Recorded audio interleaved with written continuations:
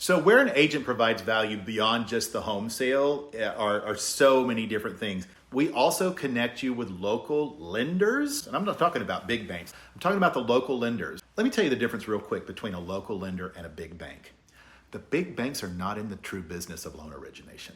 All right? They're in loan servicing. Local lenders, especially the ones that we've worked with, have our interests and our clients' interests at heart. They actually really care. If we've helped you buy a home and you want to come back to us and say, hey, now I want to take advantage of the equity in my home, or rates have gone down to the high fives, is it time for refinance? I'm turning you right over to a local lender who can help. So another way agents are valuable after the sale is we are so connected with so many contractors, vendors, suppliers. In fact, on our website, we've got about 250 trusted contacts that we and our clients have used so many times in the past that we stand by. And we're always going out and looking for new relationships with new contractors or people that our neighbors in our community and our other real estate professionals have spoken very highly of, and they've got some really, really good reviews from them.